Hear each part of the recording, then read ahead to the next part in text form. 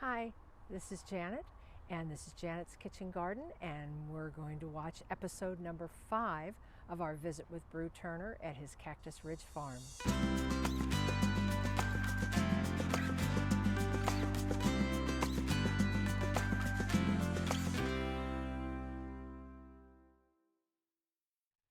So we're over here by Brieux's grapevine, and they're just now starting to bud and leaf out. And he's going to talk to us a little bit about these. These are Black Mars, and he has not completely pruned them for this year. And these vines are 5 years old. 5 years old, and last year was his first time they bore fruit. So, Brieux, tell me, like this cane. How old is this one cane here? The original plant when I bought this was a little 1 gallon transplant, and when I put her against this fence, her tendrils were as skinny as these were. And so you see this green strapping tape? We sell this is called landscaper's tape, and it's used for tying up trees and vines, whether it be honeysuckle or grapes. In planting grapes, if you've been to a California vineyard over to Italy, grapes are usually spaced apart about this far, which is about 8 to 10 feet. Since grapes can grow for hundreds of years, you've got to plan long-term real estate. So for instance, this run right here is about a 20-foot run. So if you see these posts that I put in the ground with padded wire, this is a non-rusting wire, and it's not quite turgid. I'm actually going to, now that gravity's made the post lean, I'm going to actually pull these back here this summer and make these more turgid. But as she grows, you train her to spiral along these tendrils. They can crisscross, which is just fine, but the real estate for this one to fully grow out to its long-term real estate, I'm not ever going to let them go to this pole in the next, at least for another 5 years before they go all the way down here. You can prune, like I've said before, you can prune anything to keep within a space that you want. Now, how many stems did you allow to come up to be your fruiting vines? Used to be, so these two main vines right here and these two right here, I'm probably going to take, this one's not leafing out, so I'm going to probably take this. These down here that are not leafing out did not make the freeze, and that's already showing sign. Well, there is a bud right here, but in the next, this right here, if I snap, the other way to do is if you snap, you see how I just snapped it? Those are going to get pruned. If they snap, they're going to get pruned. If they snap, they're going to get pruned. The ones that are budding out, those are the ones we're going to leave behind. And since the fruit produces off the new canes, not the old canes, that's where we're going to start. But I do have to have a foundation. So this cane here and this cane here and this one cane here is probably going to be the end result cane that's going to be the grandfather. And you can see that the main cane up here has split and gone in 2 different directions, and then these are his fruiting spurs, is where the fruit will sit, and they're new, so that's where his fruit will set this year. So how are you going to prune and train? This is going to be my main leader this year, but I'm going to tip here. This cane, I'm going to go ahead and leave this middle one, but I'm probably going to take these 2 out this year. And now why would you leave this one and remove these 2? For growth. Because wherever these buds are, if I prune it right to here, these because they are aggressive. This was last year's growth. So I got almost 3 feet of growth out of it.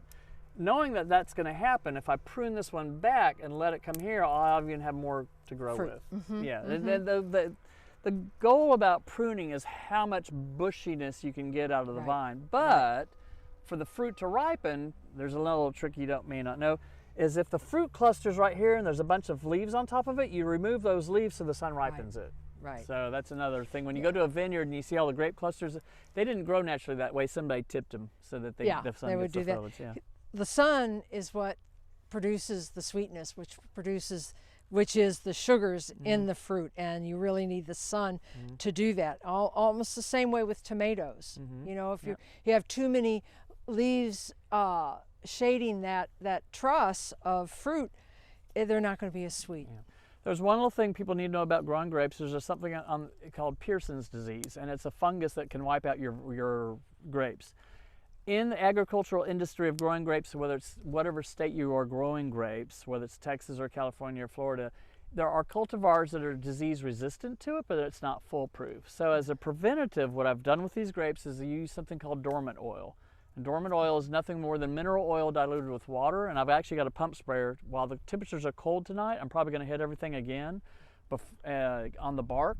The dormant oil acts as an insect and fungal repellent. It's mostly for insects, but I also can use liquid sulfur and diluted sulfur called garden safe sulfur as a natural fungicide. Also copper fungicide is a good one too. But the dormant oil, I've learned, has helped keep these guys in check for every year. And you do two blasts between January and now, and it keeps the vines in check. The fungal problem can happen though when they do leaf out and we have a high rainfall. That's where the fungus is going to set up, is on the green part of the leaf, and you have to come out here and at least hit them once or twice during the rain season. Yeah. And you can also use your dormant oil on your fruit trees. Yes. We want to walk over here for a minute or two and just talk about his pruning technique on his fruit trees. As you can see, I'm not a very tall person, just a short person with a tall attitude, but I'm like 5'4", so I can pick fruit all the way up this high. So you're obviously pruning your trees to height for easy access to the fruit. So I learned my pruning from the University of Missouri's YouTube horticulture channel. Yes. There were two professors. So out of Columbia. Yeah. So anyway, I Googled one day, how do you prune a fruit tree? And they're on YouTube where these two professors from the University of Missouri, and they're out there with the pruners. And here's the technique: is you don't want crossing canes. And so if this branch was touching this branch and it was crisscrossed, you don't want that branch to touch this branch, okay? The other thing is you want them to grow lateral and have a flat top to them. Reason being is if there is fruit, which is going to form right here, I don't want a high canopy that's shading the fruit. Number three, I don't want to get on a ladder to pick the fruit either. As a rule of thumb, depending on what your height is, you put your hand up in the middle of the canopy and you reach as far as you can, and that's where I pruned all my canes, is right about hand's height. Yeah. So that's my oldest tree, the loring's over here. This one's called a Belle of Georgia. And the third one is called a 3-in-1, and that is a loring. It's a San Felipe, it's a Bella Georgia, and a loring all grafted onto one trunk. And the science behind it is they all flower and ripen at different times. And you get 3 different flavors of peaches off of one tree. Now, just standing here, I can see the different colors of the branch. The leaves are different too. Yeah. There's long leaves and there's skinny leaves. Yeah, I'm not that's close enough to see that, but I could see the difference in the color. Let's walk over this way.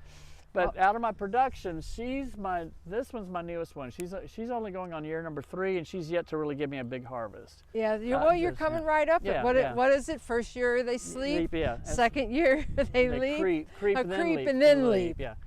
This baby here, she's my loring. She's been my heaviest producer. I've had up to 150 peaches off this one tree. Wow. And you can, if you look, you can see how this is, I assume you worked at pruning or to an open center. Yep. And then he has all his laterals, his beautiful laterals. Yeah. All the main leader that was originally on this tree has been forced to cascade horizontally. Yeah. Right? You can see where it's has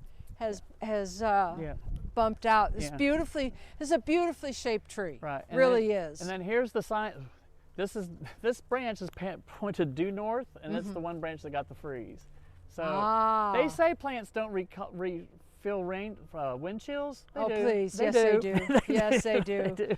Yes, they do. Yeah. Now, the one thing, when you get really long laterals like this, with fruit, sometimes you've got to support these. I will get there one day. Yes, yeah. I've got support. I actually have support wood in the garage for that. Yeah, but I mean, you'll see that sometimes in really old orchards, where the farmers have supported these lateral limbs because they're such good producers. It gets too heavy and you don't want it to split the branch from the trunk. Another tip you may have shared or may not is that you never let the rotting fruit stay on the ground, because Yeah. the mama insects will lay her larva in the rotten fruit, and those egg larvae will stay there in the soil, and then the following That's year, right.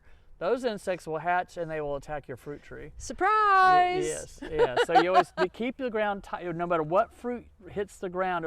If the squirrel takes it away, good, but don't Yeah. let the rotten fruit stay Yeah, there. Always pick that. Yeah, yeah. This is beautiful. I wanted to look at, this is This is your 3-in-1. 3-in-1. A San Felipe, a Loring, and a Bella Georgia. So again, I did some pruning, but now I've got some cane. See these little Yeah. cane tips? Those are all Those will these come need to off. come off. Yeah. I've got a branch here that I'm probably going to let go of, but I took the middle out here. But this will come up in the middle here. Yeah. But this is peach number 1, that's peach number 2, and this is peach number 3. So those are 3 different varieties. It's just really And fascinating. when I bought this, the graft knots were all right in here. Yeah. Yeah. You can see that. Yeah. Well, this is beautiful. Now, how old is this tree? She is, see, this one is going on, I said 8 years. This one is going on 6 years. So, And that one's 2 years. in 2 years. So you figure that your peach trees are good for about 15 to 20? Mm-hmm. That's what on average. Yeah. And then here we have a pineapple pear and a kefir pear. Oh, a pineapple pear. And that one I have not seen on the market for several years, but it's sweet like a pineapple. That's interesting. And that's the one you want to eat raw. It doesn't have that gritty taste, whereas Right. the kefir has the gritty taste. Yeah, it's a bacon. But there's one of my favorite recipes. Have you ever done grilled pear with Gouda cheese? No, Oh, I've yeah. put raw pear into salads with Gouda or blue. I love pear with blue cheese. Nice. Anyway, and then you do like cucumber aioli with dill. Oh, Yes. let's go home and cook. so you take the kefir pear, you grill it in a little bit of olive oil, and then you toast some nice bread. Then you put the grilled pear on, you put the Gouda on. The Gouda melts on top of the pear, and then you smear it with the cucumber dill aioli sauce, and it's just yum yum. Anyway, that's how you want to eat your pears. Anyway, a lot of people, when people are like, trying to sell pears, kefir pears are very common, but when you bite into it, it has that sand, but that's how you get around eating that one. Oh, that's good. But both of these go in my smoothies when I do my coconut water smoothies with like blueberries and carrots. So this has produced for you? Very, very much. Now, what is the shape? Rounded. Oh, it's round like an Asian. And yes, this is more rounded, and your kefir is more the teardrop. Yeah. Little segue about rust. Rust is a black spot disease that will attack your pear trees, and so a lot of our pear trees in Texas are rust resistant or blight resistant. I have a cedar tree right next to our pears, and I didn't think about this when I planted them. When the wind blows, the cedar dust attacks the leaves, and I got black spot. Now the reason my leaves, you're talking about the pollen. The pollen, yeah, but what it does is that pollen causes a fungal blight called rust, and it makes your beautiful leaves have these black spots, and they defoliate. I just sprayed these with fungicide last week, and I did dormant oil about 3 weeks ago, and then I went back and did a fungicide spray on these with copper fungicide. As long as you're not spraying the copper fungicide on the fruit, just the foliage, you're just fine. But that's why my leaves look so pretty right now. But about every month, I'm gonna have to spray fungicide on here. Now, to keep them because you're past that, because you've got fruit set Yep. already on your kefir. Yep. Thanks so much for watching episode 5 of our visit with Brieux. Tons of information contained in these videos. I hope you're enjoying them, that you're getting something from them. If you've enjoyed it, please hit our subscribe button, give us a thumbs up. Both of those things help us a lot to keep going. Please check out our links in the description below. And this is Janet from Janet's Kitchen Garden. See you next time.